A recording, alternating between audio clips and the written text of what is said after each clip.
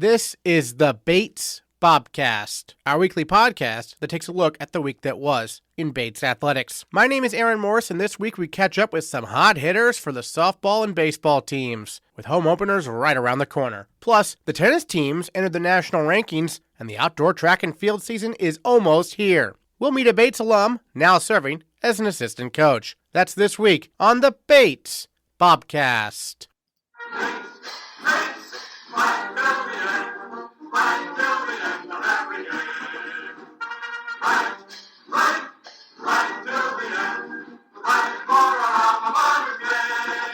The softball team opened its 2023 campaign in Florida last week, going 6-4 over the course of 10 games. Bates is scheduled to open its NESCAC season this Saturday and Sunday with doubleheaders against Middlebury and Williams, respectively. Senior center fielder and leadoff hitter Cassidy Musco had a big week to start the year, hitting .514 with 4 doubles and 12 runs scored in Florida. And she is our female Bobcat of the week. Well, Cassidy, a great start for you and the team down there in Florida. Just kind of take us through the trip, full Florida trip there for the team. How did it go from your perspective? I would say all in all, it was a really great trip for the most part of the season so far. We haven't been able to be outside a lot. So it was really fun. The first day down in Florida, we were able to actually just go practice on a field all together, team defense. So that was really fun. I know the girls are really excited all to go out there. And then I feel like for the games, everybody's just really excited. I mean, we played 10 games in a week, so it's a pretty packed schedule, especially with 9 first years. I know they had a lot of excitement and some nerves, but I feel like we came out really strong for the most part. And, I think it just taught us there's a lot of things to work on, but I feel like that's the benefit of going to Florida before our NESCAC schedule is just to see how we all play together on a field and kind of see what we need to work on before we get into our conference schedule. Speaking of that, the conference schedule begins this weekend, right? And it's a little bit different than in years past. It seems like it's all double headers and it's no divisions anymore, right? And so what are your thoughts on that in terms of playing everyone in the NESCAC now? Yeah. As a senior, I'm really excited because, like you said, we've only been able to play like East teams. So we've only been able to play, or in my experience, I've only been able to play Colby, Bowdoin, Tufts, and Trinity. So I'm excited just to go see what these other teams look like what even their fields. I've never been to some of these schools before, so I'm excited just to go travel.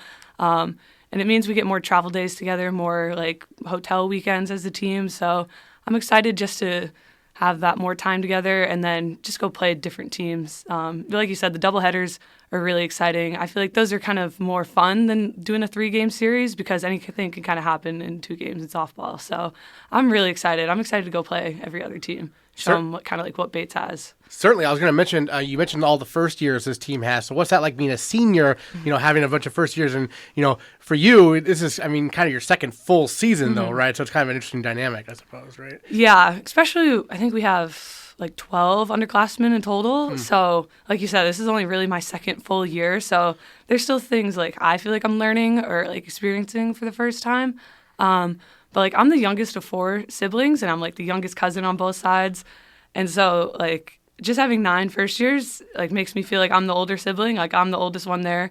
So it's really fun. I like having 9 first years because they bring a lot of energy. They bring a lot of just excitement to be on campus, and I feel like they kind of put some energy back into me and kind of revitalize me for this kind of last year. Well, speaking of that, you're hitting over 500 right now after the first 10 games. And so for you personally, batting that leadoff spot, what's been working at the plate for you? Yeah. Coach McKay, she is our new head coach. She gives me just a lot of confidence.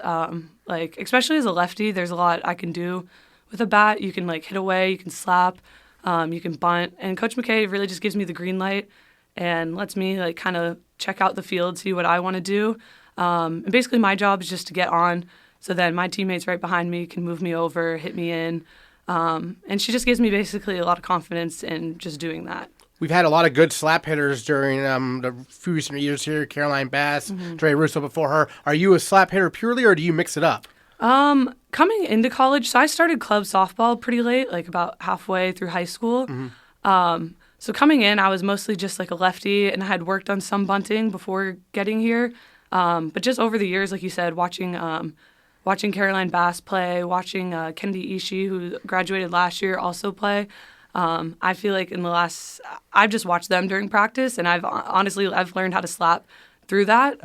One summer I actually played with Caroline Bass it was like in between my freshman and sophomore year.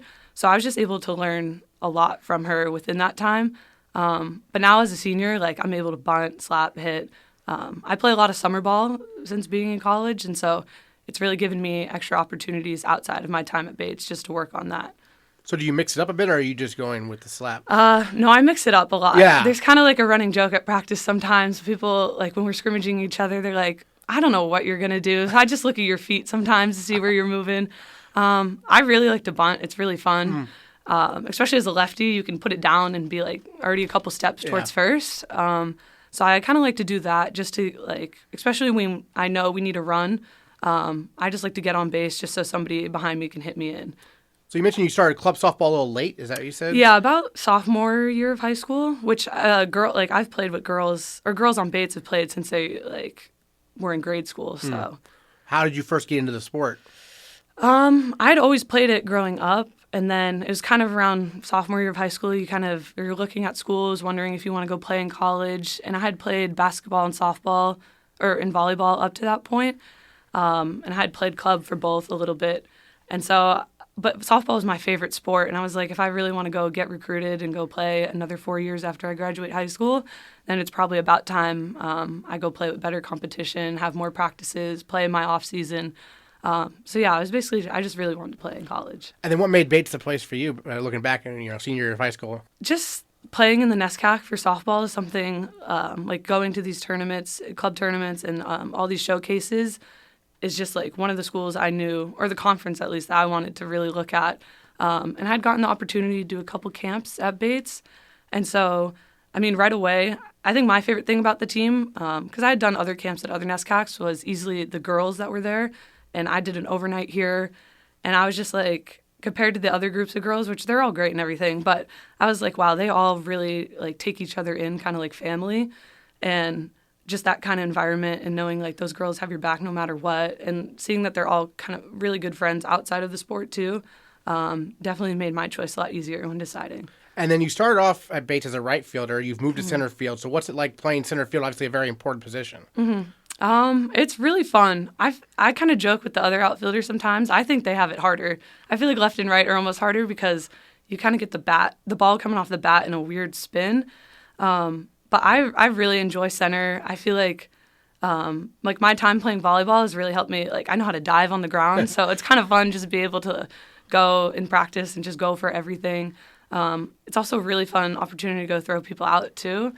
But I like too just being in center. I like being able to see everything, especially like where our pitchers are throwing. Like sometimes if the ump's not giving them calls, I'll come up to them at the end of the inning and be like, "That was perfect." Like he doesn't know what he's talking about. Like it was right there.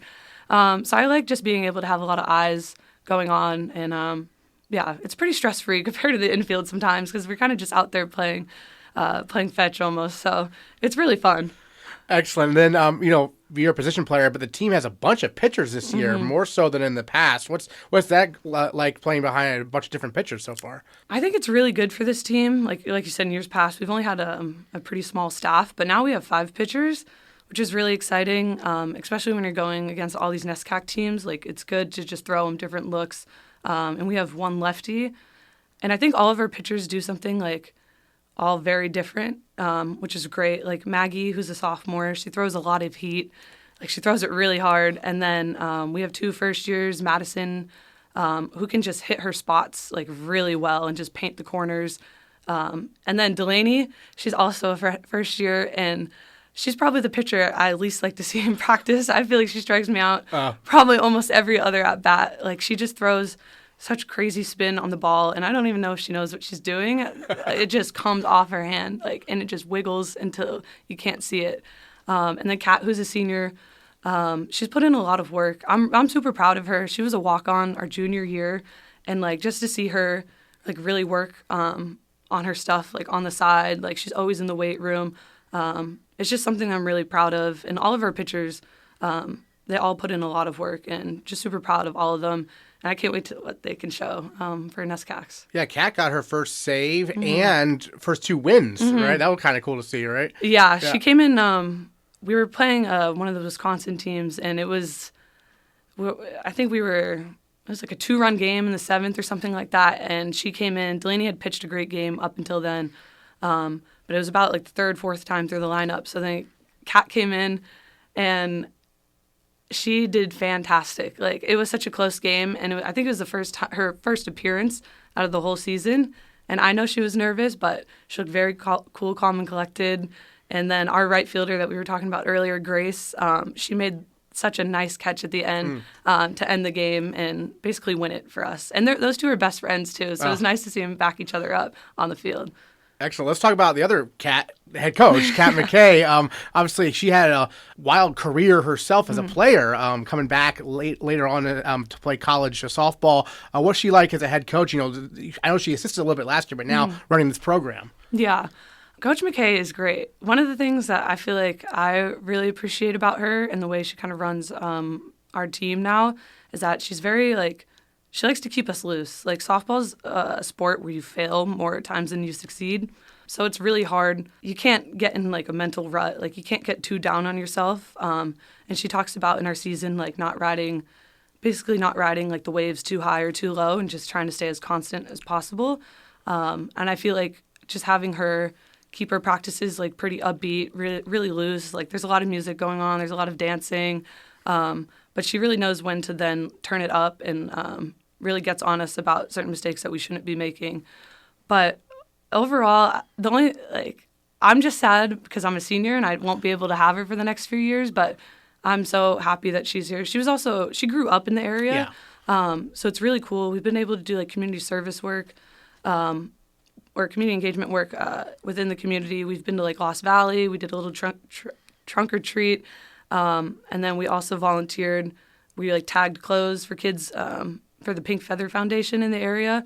So I'm just really excited for them, the 12 underclassmen, just to have her for the next few years. I think she's going to be great for the program. Excellent. Well, any other thoughts you wanted to share about the season opening trip there to Florida we haven't got to talk about yet? Our house that we stayed in was really cool. So all of us, including the coaches and the trainer, all stayed in one, basically, like, townhouse. In my room, I was with one of the seniors. I was with Kat and Grace, and our room had a little slide because it was, like, pirate room themed. There was a whole arcade that was really fun. There was a big pool. It was just a really cool experience, just being able to, like, cook meals with each other, hang out at night. We watched a lot of softball on the couch together.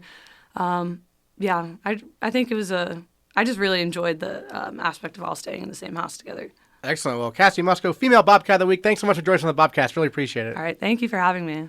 The baseball team opens NESCAC play this Friday when they visit Tufts for the start of a 3-game series. The Bobcats went 2-2 last week with wins over Dean and the Coast Guard Academy. Bates is 8-4 to start the year, the program's best start to a season since 2012. And sophomore Brandon Biggane continues to tear the cover off the ball, going 8 for 15 at the plate last week and raising his batting average to a team-high 405. He leads the squad in all 3 Triple Crown categories with 3 homers on the year and 16 runs batted in. And Brandon Biggane is our male Bobcat of the Week. Well, Brandon, what a start to the year for you at the plate as a sophomore. Really a breakout season so far. Tell us a little bit about what you've been working on and what's coming together for you at the dish, because you got 3 long balls and hitting over 400 right now.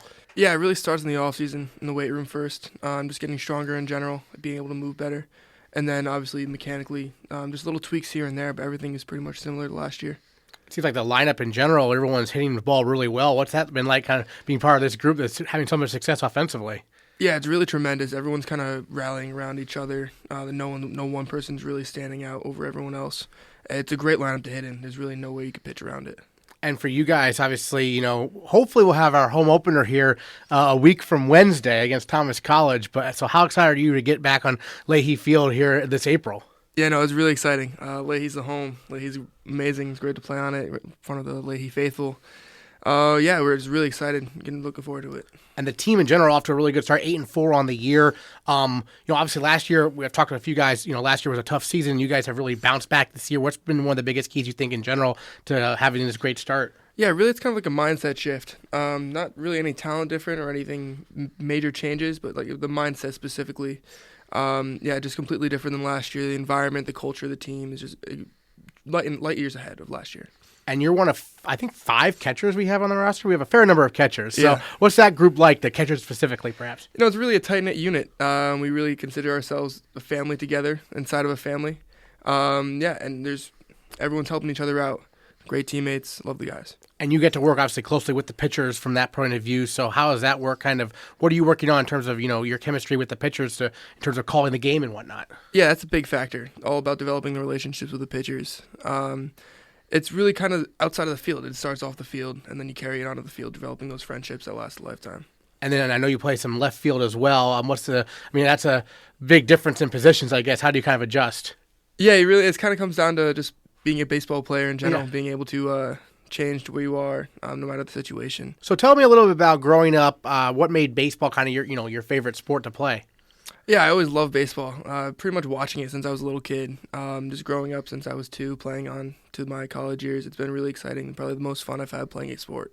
Did you play other sports or just baseball? Yeah, I played basketball and football as well, and a little bit of soccer and lacrosse occasionally, but mostly the big 3. So when you were in high school, you're like, I want to play in college. When did you start to kind of think about that? Yeah, it was kind of going into 8th grade and freshman year. I kind of try to shift away from the other sports, trying to focus on baseball specifically and what I can do to maximize my potential. So how did Bates come on your radar, and how did you end up here? It's really John Martin reaching out to recruit. I've noticed him in a couple of camps that I went to. Big factor playing here. And the school in general, it's a great academic school, being able to play the best baseball possible.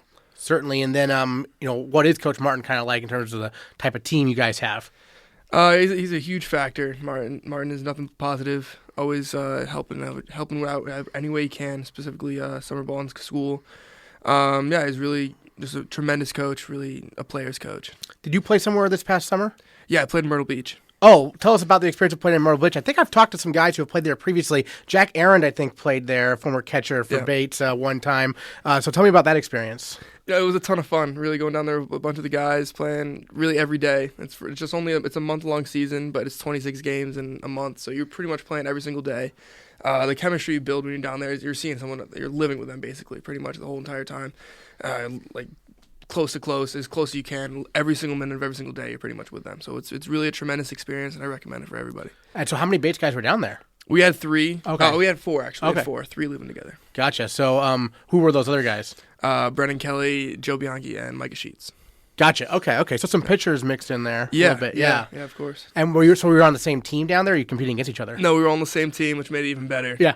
Just kind of really building and learning how to win together and building a team together, yeah. Great. And then wood bat league, I assume? Yes. Okay, so coming back to aluminum, does that make aluminum easy? Yeah, the ball it explodes so much farther off. Yeah. Any double in with the wood bat, it's pretty much get off the wall or over the fence with the metal. It's a completely different game. Yeah, certainly. How do you see yourself kind of improve? Because it seems like, your hitting has taken a huge step forward. Yeah, for me, it's really been pitch selection and the mindset at the plate. Not really any big mechanical changes, but really just the aggressive mindset and staying within yourself at the same time is kind of hard to master. I feel like it's really coming together for me this season so far. Great. Well, we have an interesting matchup this weekend, I think, for Bates at Tufts to start the NESCAC schedule, because Tufts has a really good pitching staff this year, but Bates is really hitting the ball. So what do you think about this matchup with Tufts coming up, your 3-game series? Yeah, it's going to be really interesting to see how we do. Kind of like a measure up where we measure up against everyone else in the league so far. I trust our hitters. I think we can hit with anybody in the country, and we've been looking good so far, so I'm looking forward to see what happens. Yeah, certainly. And it's interesting because you play such a short NESCAC schedule, right? It's just 12 games. Yeah. So what are your thoughts on that in terms of, every game being huge, right? Yeah, every single game matters. You really can't take a single inning off or even a pitch off, for that matter. It's such a short season. Anything can change. It's very volatile, and the team that's hot in the beginning will probably make it to the playoffs, and the team that's not won't. Yeah, it should be an interesting schedule coming up. Bobcats off to 8-4 start, their best start in more than a decade. And Brandon, thank you so much for joining us on the Bobcast. Really appreciate it. Thank you for having me here. Both tennis teams enter the top 40 national rankings this week. The women ranked 38th in the country, and the men checking in at 35th. Only the men were in action on Saturday, with the Bobcats earning a 7-2 win over number 30 Skidmore at Merrill Gym. Senior captain Cam Davis-Kania continued his strong start to the season, winning at number 1 doubles and number 1 singles. Cam Davis-Kania with us here on the Bobcast, talking some men's tennis. And Cam, it's the first time we've had you on the Bobcast. So take me through growing up. How'd you first start getting into the sport of tennis? So I started playing when I was 3. My grandparents played a lot, and they belonged to their own club. So my parents decided to put me in pretty young, and been sticking with it ever since. And what made Bates the place for you when you're looking at colleges? I basically started just applying to, like, just looking around, and, I went to some camps, and I met Coach Cassidy at, like, a Yale camp back in, I think it was 2017. It must have been 2017, crazy to think about, but, yeah, and then I just started, we just kept in touch, and I really liked Coach, and actually I think within 10 minutes of leaving here on my visit day, I committed, and so it was pretty awesome. Excellent. Well, I mean, your time at Bates has been interesting to say the least, with the pandemic really breaking up your first 2 years. You got injured last year. It's all coming together this year, though, right? How satisfying is it to have it really all come together so far this season? Yeah, I mean, it was the first couple of weeks where, was tough, but I think that especially coming down, like, the past couple of weeks, like, we've been playing really well, and we've had a lot of confidence, and myself especially, I feel myself gaining confidence every single time I go out there, so, it's been a blast, definitely. Playing at the top of the lineup there, also number one doubles with Alex Gujarati. What's that combination like? Oh, it's awesome. Like, he has a huge serve and makes my life a lot easier. Hopefully he said the same thing about me, but if he doesn't, it's okay. But no, he has a big game, and we move off each other really well, and, he's a chill guy. I bring a lot of intensity, so, we balance each other out really well. So is your styles to be pretty intense out there? Oh yeah, I'm very much like locked in, screaming the second we get out there, just trying to bring the energy up as much as possible. Yeah, certainly. And so obviously you're part of the senior class that has been together, and we're together last year for the first full season. But what's the senior group like? You and Teddy and Leo and Nick, the four captains. Yeah, and Liam. Yeah, we're all. Yeah, Liam's also a right. Senior. Yeah, he came in. He was a walk-on. He's done super well. He's worked super hard. No, but I think just as a group, like, we've all been super close. Like, we lived together the past couple of years, and, like, ever since the minute we walked in, we've all been hitting together, hanging out together, doing homework together. Like, we're super close-knit group of guys, and I think it really helps out with the team culture, having 5 guys to look up to, especially because, we've been through the dirt together at the end of the day with COVID and, losing a couple seasons. But, yeah, we've been through a lot together, but it's pretty cool that we're still all really good friends. You guys have had some impressive victories this year, obviously recently beating Skidmore there 7-2, a team that was ranked 30th in the country. You guys are now in the national rankings at 35th. So, but what are your thoughts on, the meat of the NESCAC schedule coming up? Because obviously the NESCAC is a whole different beast, it seems like, right? Yeah, no, it definitely is. But luckily we had, I think, number 4 Tufts, number 5 Williams, and number 7 Middlebury. Like, basically, 3 top teams in the country. Yeah. And it was nice to get those matches out of the way. Obviously at the end of the season, I think that if we played them, I think that we'd have, I think the result would be a little bit different. But I think looking forward, we have Hamilton and Amherst this weekend. I think that those are, definitely 2 matches that would give us a lot of confidence going forward when we do beat them. Well, yeah, on the road, a little bit of a road trip, though, right, out to Hamilton? Yeah, it's going to be a long weekend, but we're excited for it. Yeah, we've definitely, we're tested, so we know what... Exactly, so we know what we're doing. Yeah, certainly. And the men's and women's teams, you both are on the road, is that right? Yeah, exactly. Yeah, okay. Yeah, we both travel together. I think we play 10 a.m. both days, and they play after us. Gotcha. So what's it like to have, a large contingent like that on the road? No, it's fun. For some reason, we always are somewhat separated, but we also, sometimes we'll do, at least in Florida, we did game nights. We did, a tennis tournament night, a video game type of thing, and we'll probably do something similar, play some cards, just hang out. There's not going to be a lot of downtime because I think Friday night we get there and then it's basically go to bed, wake up. The next day is basically the same thing. You get to Amherst probably around midnight and then it's all about getting ready for game day. Yeah, and one thing I noticed about tennis matches, and at least at the collegiate level and maybe elsewhere, but because there's all the sorts of them going on at once, but it's a long day, right? It's a long day. So how do you get through it, kind of? That's actually a really good question. I think that we go in there not knowing how long we're going to be there for. We know to expect to be there for 4 to 5 hours. Sometimes with the matches we can be there for 8 hours. I think Middlebury and Williams, we were there in Merrill for 8 hours.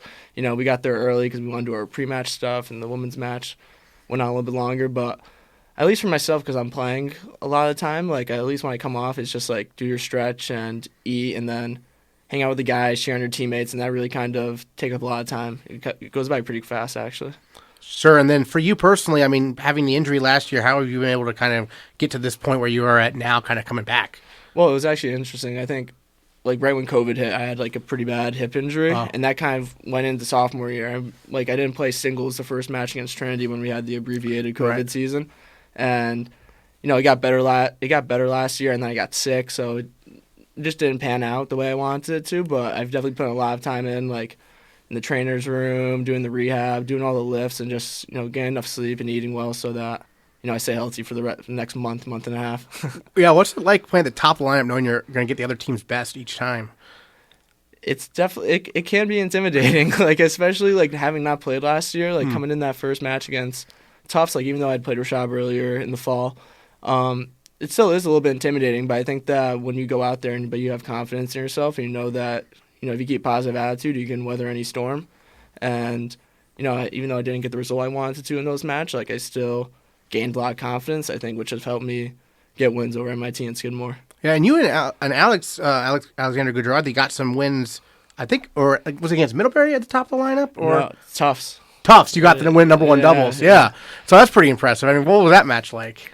That was almost like unconscious. That's the only way I can explain it. Like I kind of felt the same way this past weekend against Skidmore. It was like you go out there and it's just like the energy's there and everything's just coming naturally. It's like you're just making sure the energy stays up every single point. And we won that match basically just solely off our energy.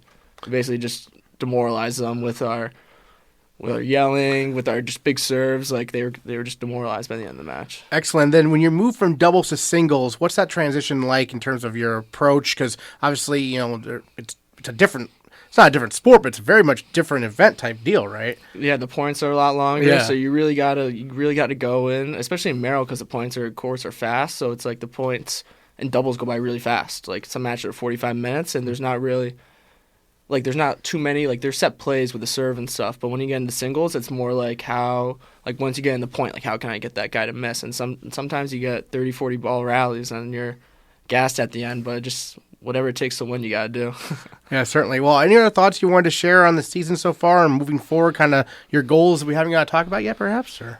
No, I think that as a team, I think our goal is, first of all, make the NESCAC tournament and to win it. And I think that right now we're kind of on pace for that. I know that we played the best three teams in NESCAC, and we had a tough schedule early on, but I think that we're just going to keep growing and we're going to keep gaining confidence, especially going into this weekend and the rest of the NESCAC matches. I think we got 7 left. It's going to be interesting, but it's going to be fun. But I think that we're going to get some good wins out of that. Yeah, big weekend coming up. I know Hamilton last year, that was 5-4, so it should be interesting going to their place. Yeah, it was 5-4. We had some guys who were sick. Okay, right. Yeah. Should have been better. Should have been more. Yeah, I remember watching that. But, yeah, we'll see what happens. I mean, I think that, they're very good up top, and they got some guys who can rally at the back, and their doubles are good. Like every team we play against, it's all about getting the lead in doubles. It makes, especially this weekend, it was our first time sweeping like the doubles all season, so it was nice having that lead going to singles and having that almost like that safety net in a way. Yeah. Excellent. Well, the Bobcats 35th right now in the country, looking to move up with some NESCAC wins this weekend. Cam, thanks so much for joining us on the Bobcast. Really appreciate it. Thank you, Aaron. Appreciate it. The track and field teams are hosting the first meet of the outdoor season this Saturday at noon, when the Bobcats compete on the brand new Russell Street track in the Bates College Quad Meet. Assistant coach Alison Leonard is in her first year on the coaching staff, but the Bates grad from the class of 2010 is a Bobcat through and through. Well, happy to have assistant coach Alison Leonard with us here on the Bobcast to talk some track and field with the first outdoor meet this Saturday at noon, the Quad Meet. And Alison, your first year as an assistant coach, you were a student athlete here, graduated 2010, but tell me a little bit about the experience of being an assistant coach this season. Yeah, I mean, it's just been great being back. Everyone's been so welcoming, and that's been the best part, is just getting back on campus, getting back as a part of the team, and just having a lot of fun. And the student athletes have been great, and it's been just a joy so far to be back. And you have obviously a lot of perspective on the history of Bates, having been here as a student, and your dad having been here as a student. And tell me a little bit about maybe your Bates family connections. So Bates family connections. Let's start. Let's go back to 1951. Okay. My grandfather was in the class of 1951.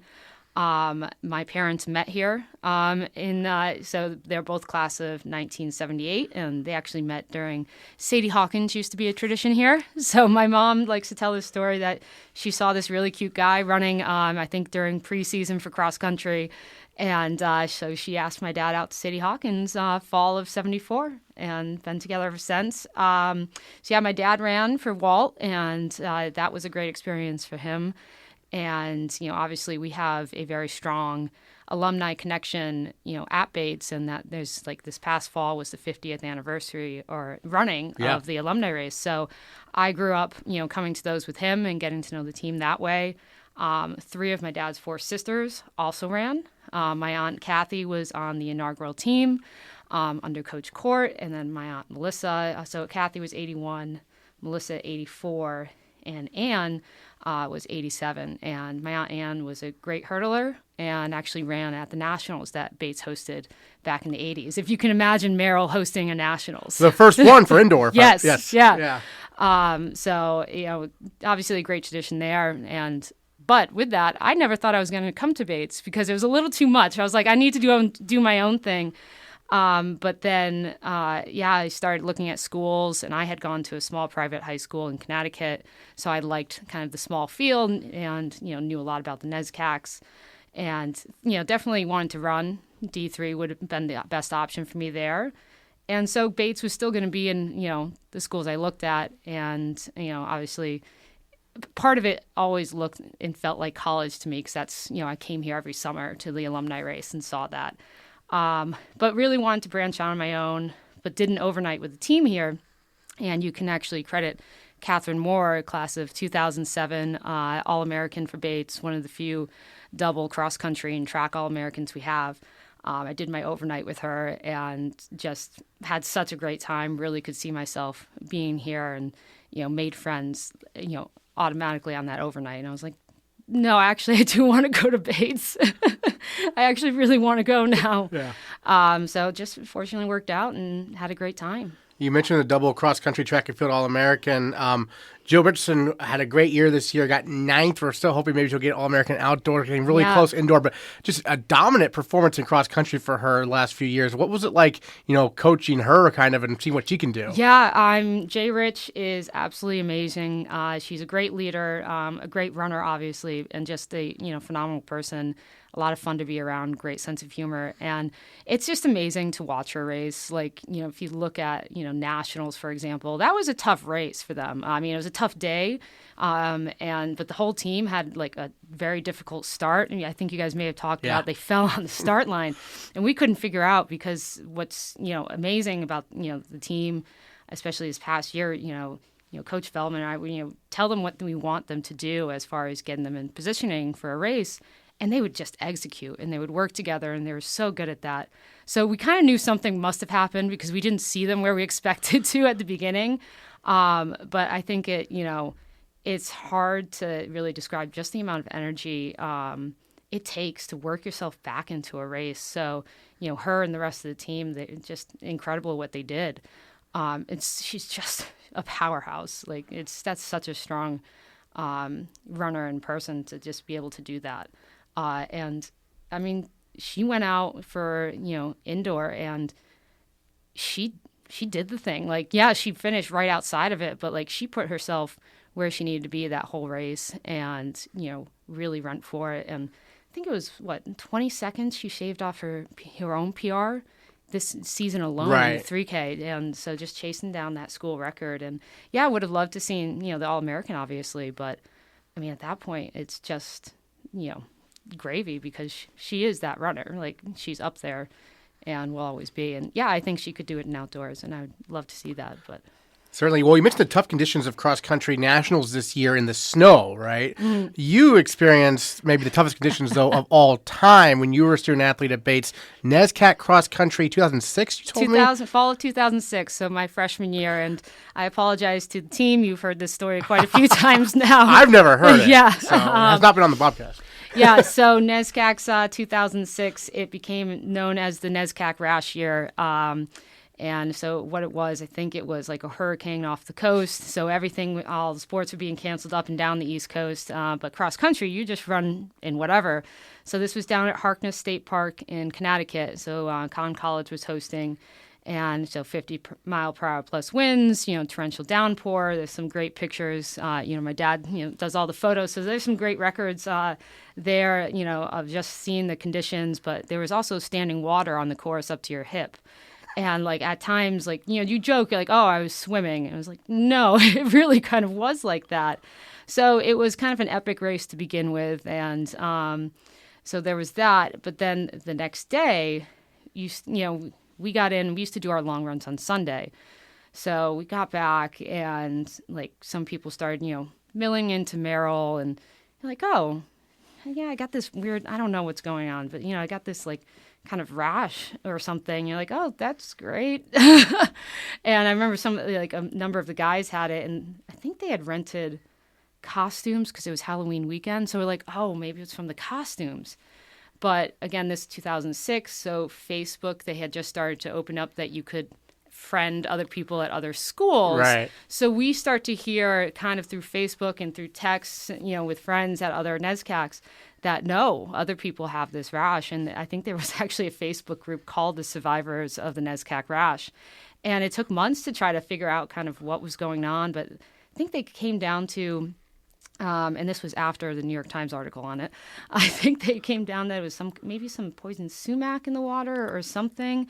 I don't know. After college, I ran in a running group in Boston, and I met a guy there who was a few years ahead of me who ran at Con. He's like, and I asked him about that. He's like, yeah, I don't think they actually really did identify what it was. So who knows? It's part of the lore now, but that's it's kind of one of those badges that in cross country you always have some challenges, and distance running in general. I remember, I think Joan Benoit Samuelson referenced that race when she was interviewed about the 2018 Boston Marathon, because the conditions that year were really bad for Boston. And she's like, well, I've seen one that was pretty bad. Is that what you tell the team all the time? This is nothing? I mean, yeah. No, they must make fun of me because I'm always like, back in my day, like 2 miles uphill. Well, I mean, in terms of, the experience of being a coach, how's that compared to when you were a student athlete? I mean, it must be, obviously it's a few years separating the two, but what's that been like in comparison, kind of? Yeah, I mean, like I said, it's been great because just getting to connect back with the team aspect was always my favorite part. Like a lot of my best friends are still from, who I ran with here. So getting that kind of connection back into team life and athletics was really special. But it was a bit of a trip being back like here, at Bates itself, because I would get to the end of practice and, there's always this kind of, nice time at the end of practice where people are cooling down, maybe foam rolling, and you get chatting with them. But I would have these flashbacks, kind of be like, oh, now I'm just kind of waiting for my friends to walk out of the locker room and go to Commons. And it was funny, just the other week, Rich McNeil, who was my classmate from 2010 and All-American, I was in Merrill, and he did walk out because he works here now, too. And I was like, Rich, I've been saying it's a trip because I keep expecting to see people, but now it's actually nice to see you. So, I mean, there was that. And so it definitely took a minute to kind of adjust and be like, okay, now I'm in this new role and this, new hat, and trying to, it's my first time coaching. I worked in accounting previously, so it's a big kind of career change for me, but definitely one I've always kind of wanted to do, and trying to learn as much as I can from Coach Feldman and Coach Johnson and, Coach Art, who was here when I was here. Yeah. So it's been nice getting to know him that way. And we have a nice little group with Coach Kleena.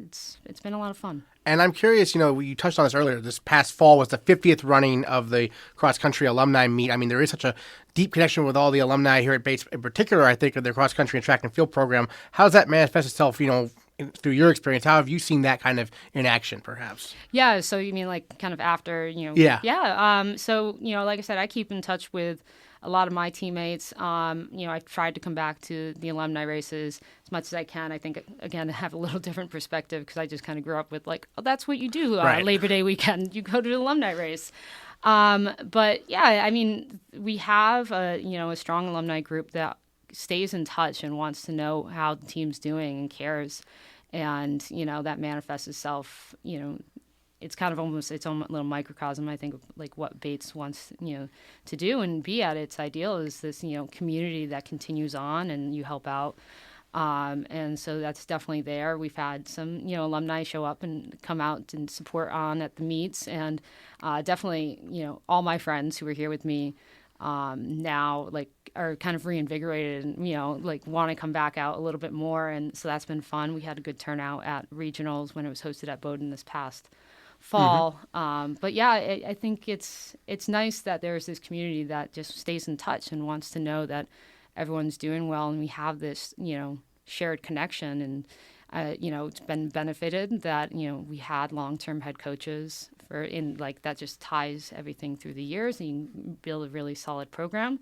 And then even now that we have, new coaches in, we just, we have people that care about Bates, about the tradition, but more importantly about the athletes and their full experiences. Certainly. I have to ask about your dad.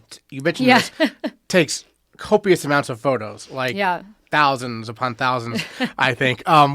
When did he start doing that? Yeah, so he likes to joke that I yelled at him or something when I started running cross country in high school.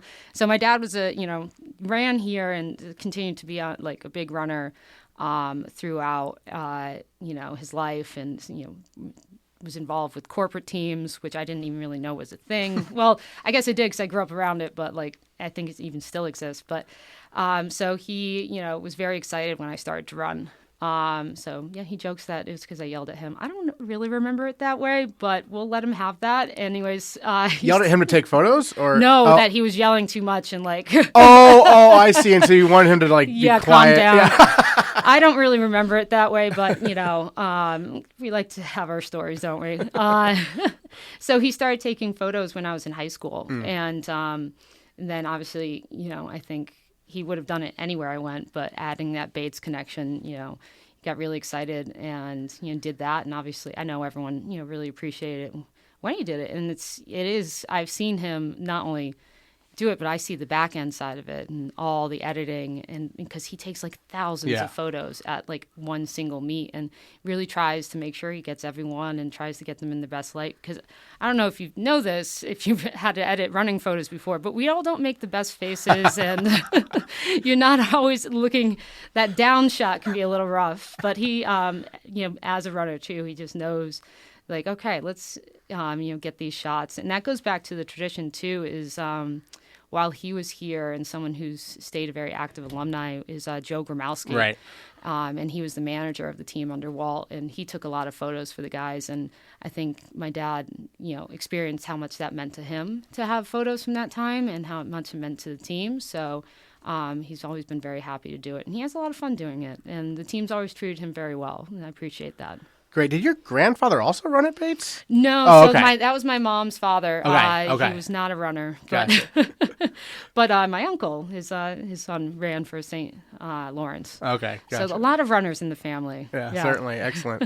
Well, I guess, any other thoughts you wanted to share on your first season as a, assistant coach here we haven't got to talk about yet, perhaps? It's, like I said, it's a lot of learning. It's seeing it from a different perspective. But I love it, and I really do love, being around this team, and I can't thank them enough for making this a great experience for a first year. And it sounds like rain or shine, we're going to have the meet this Saturday, hopefully, right? I believe so, yes. We were talking about previously, I don't know all the ins and outs of when it comes to wind and what we can maybe move indoors, but yeah, we always kind of, go for it in track and cross country here. So it should be good. And, along with just the team being so great and welcoming to be back, they're really strong. And I'm really looking forward to this outdoor season. We had, obviously, you had quite a few of them on the Bobcast, but a lot of records went down this year.